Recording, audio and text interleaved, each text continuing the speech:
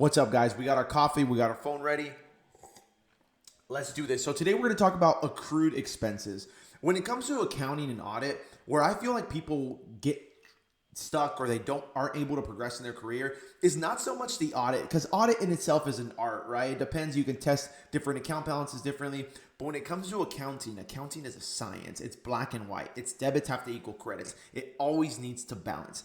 Audit's very different. So where I feel like associates aren't able to progress and continue to and go forward in their career is they don't have the accounting right. And one area where I feel like most people get wrong is accrued expenses. And that's why I'm going to go over a few accrued expenses today. I'm going to define what they are, how to record them, and why they are the way they are. So let's go over them. I'm going to put timestamps in the video. Also, if you're listening to this on Spotify or whatever, hopefully you can kind of follow along into the different accruals that I'm going to be going over. The first one that typically you're going to see a lot in your practice is going to be accrued bonuses. So accrued bonuses is very simple. A company will calculate a bonus based on some predetermined rate, whether it's a certain percentage of profit or a certain percentage of your income for the year or a percentage of sales, whatever the case may be. So you typically want to go ahead and get your company or your client's bonus calculation on how they calculate it. And essentially what happens is usually bonuses, especially for C Corps, I think they're able to take a deduction for it. Don't quote me on this. I'm not a tax guy, but if they usually pay it off before March 15th, so typically what happens is they calculate the bonus based on prior year sales. Let's say you're auditing the 12/31/2022 financial statements. So they'll calculate some type of bonus for the year. And therefore, at the end of the year, they'll say, okay, based on our sales, based on our profit, based on our bonus pool, based on our calculation, the employees, the CEO, the CFO, they're going to get X percentage of a certain amount. Again, you need to make sure every company's different on how they calculate it. So what happens is they don't pay this out till after year end. So since we're on an accrual basis, accrued bonus is very simple. It's a bonus that has been earned by the employees. Remember, everything with an accrual means that it was earned or a service was rendered to us. Therefore, we're going to book an expense. So the entry to book this, and you guys need to drill this in your brain, and not only from a memorization standpoint, but I want you to conceptually understand why we're doing what we're doing. So to record an accrued bonus, we're going to debit bonus expense. Okay, we need to record the expense in the period that the service was incurred.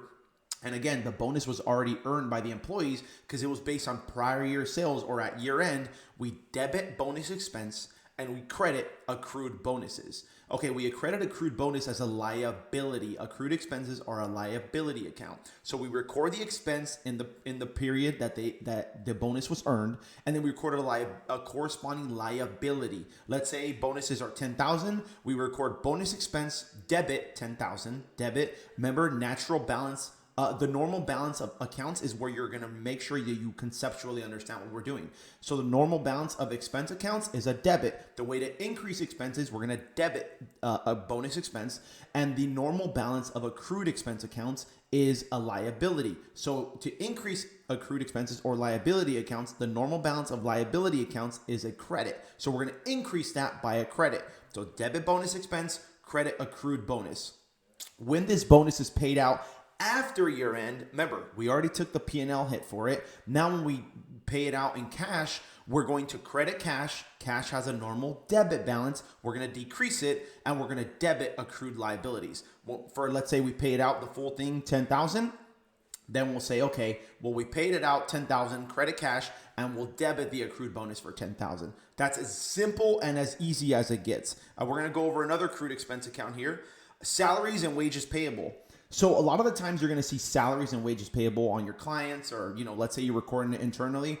This essentially happens because a lot of the times, especially towards the end of the year or towards the end of a month, you're going to have a certain amount of days that the employees work. And I'm just going to throw in numbers out there, okay, for example's sake. Let's say you have a pay period that starts on, 12/26/2022. And I'm going to pull up the calendar because I just want to get the dates right. 12/26/2022. And the pay period goes to, again, I'm just going to throw example, okay? Don't, this is not set in stone. Every pay period could be different. And then the pay period goes through to 12/31, but it's not paid out until January 3rd, okay? So since the employees did a service for us, right? They did a service, which they did their job for us, we need to record an expense on the books. Even though we're not going to pay it out, the pay date is until January 3rd. Remember, the pay period is from December 26th to December 31st. Although we're not making a cash payment for it on an accrual basis, you need to record an expense in the period that your service or job or someone provided service in the period that it was incurred. So we're going to debit salaries or wages expense, okay, because they did the service for us, and we're going to credit wages or salaries payable. When we then pay for it on January 3rd, remember the expense is already in our income statement, which ended up in our ending equity into net income. The liability is still there. So it was there on the year-end balance sheet as a wages payable. Let's say the total wages for a month of our employees was, again, $10,000. Again, easy numbers, right? Debit wages expense, credit wages payable at the end of the month or at the end of the year for the amount we owe our employees. Then on January 3rd now, we're going to debit wages payable and credit cash. Because we got rid of the cash has a normal debit balance, we decrease it. Then we debit wages payable because we don't have the liability anymore. So again, that's as simple as it gets. And I can make a video on how to audit these different accruals, which, believe it or not, is already in the works. So hopefully, me and my editor, we kind of get through it as soon as possible. All right, now the third one you're going to see, accrued vacation. Accrued vacation, again, very simple. This one essentially comes to, oh shoot, sorry. This one comes into a point because our employees accrue vacation based on our vacation policy. Again, every company's different when they do this, right? Every company, maybe you get, you accrue a day for each month, or you get a day every week, or whatever the case may be, right? But a lot of companies will have a certain amount of vacation days that employees accrue as they work. So all that happens is that you essentially have your employees are accruing vacation. And let's say towards the end of the year, and I'm just going to take one employee, for example. Let's say we hired one employee on December 1st, 2022. And he earns, let's say 2 hours of vacation. He earns 2 days of vacation a month, which is 16 hours, 8-hour days, and he's an hourly employee. So he earned 16 hours of vacation in that first month. So therefore, for that one employee, but obviously you need to scale this for the whole company, but just so you conceptually understand accrued vacation, there's 2 days or 16 hours that this employee earned of vacation, right? So therefore, we're going to need to, again, someone provided a service to us, which is our employee, and we need to record the expense in the period that it was incurred. So therefore, let's say he earns, $10 an hour. So we do 160, right? 16 hours times 10, 160. That's going to be our expense for the period. So we're going to debit expense and we're going to credit accrued vacation because we're going to need to pay that out, right? When he takes the vacation, therefore we're going to need to pay it out to him, right? Let's say he takes vacation literally in the month after. When he takes that vacation, that credit that you record, remember the debit is the expense. Debit expenses have a normal debit balance. So we increase expenses by debiting them. Accruals have a normal credit balance. Again, we increase accruals by a credit. So therefore we debit expense and we credit accrued vacation. When we pay out that vacation to him or when he decides to finally take it, then we debit the accrued vacation because we don't owe him anymore, right? We're paying it out and we credit the cash. That's as simple as that. Every accrual is pretty much always going to go back to that standard of you debit the expense in the period that it was incurred, you record the liability because you're going to need to pay it out in cash eventually, right? Whether you record it at month end or year end. And then when the employee actually takes the vacation, then you debit the accrued vacation and credit the cash. And accrued interest. This one also comes into play, especially when you have companies with debt. So accrued interest, let's say your client or your company that you're at has long-term debt on the books, or they have a term loan or some type of credit facility they have with a bank. You're going to need to record some type of interest expense for that loan, right? So therefore, every single month, your loan is going to accrue interest, right? If you don't pay it out, and let's say, for example, I have this with my clients all the time.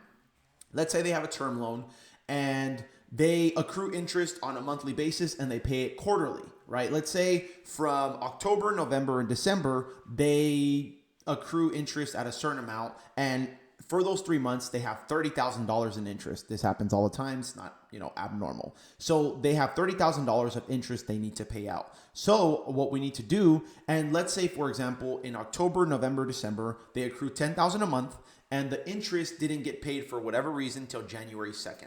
So simple, we're going to record interest expense. Okay, debit expense, again, normal balance of expense accounts is a debit. To increase that, you would debit it.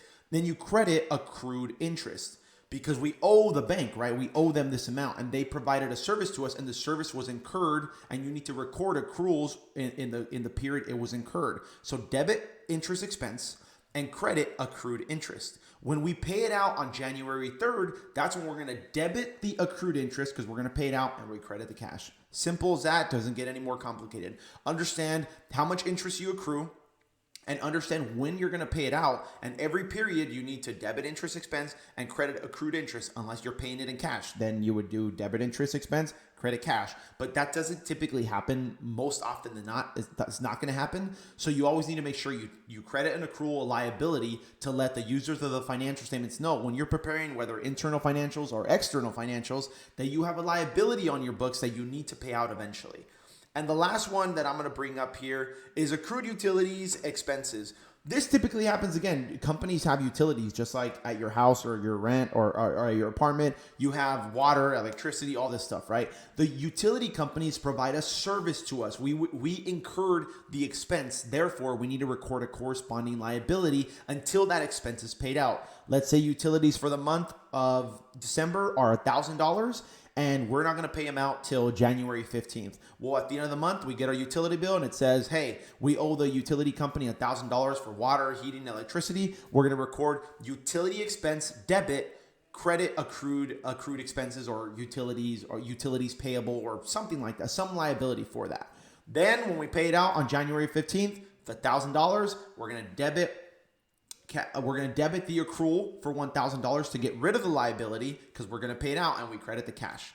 It's as simple as that. Accruals, just always remember, if you incurred an expense and someone provided a service to you, you need to record the accrual in the period that it was incurred. So therefore, accruals, more often than not, or if not pretty much all the time, you're going to have a debit expense, credit whatever accrual you have. We call it interest, accrued vacation, accrued wages, accrued salaries, accrued bonus.